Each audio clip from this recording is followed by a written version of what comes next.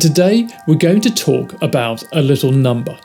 It's not very well known, it's even less well understood, but it's arguably the most important number that shapes how we as societies think and act on long-term issues such as climate change. It's called the discount rate. Hi, and welcome to Hours for the Making. If you're new to this channel, here we explore how to live better by looking to the future and using our time more positively and purposefully. It's called the discount rate. But we won't get put off by the dry sounding name. This number matters. So without getting too technical, what is it and why is it so important? The discount rate is a way we count, or more accurately discount, the future. How high or low we set this single number has profound consequences for how much of the future we consider and how much that piece of the future is worth to us to try and preserve or protect. It can play a deciding role shaping whether we as individuals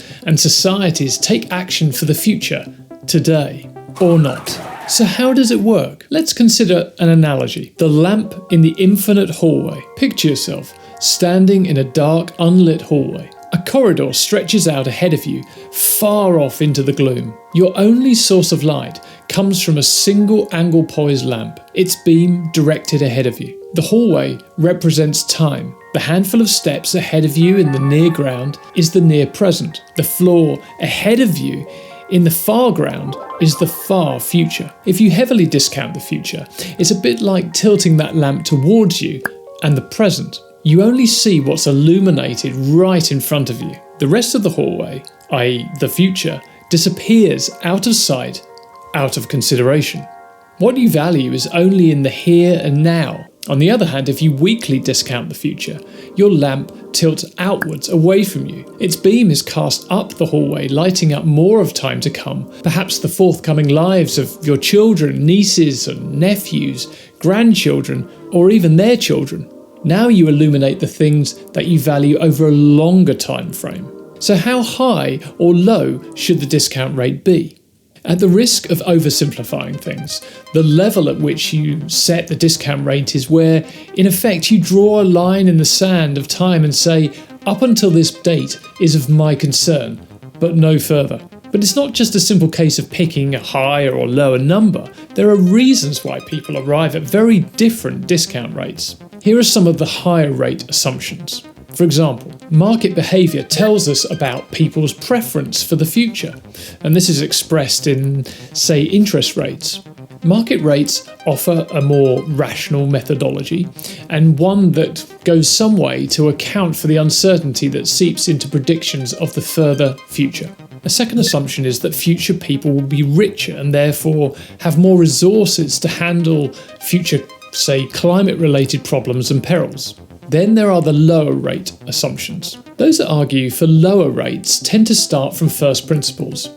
We have an ethical obligation towards those that come next.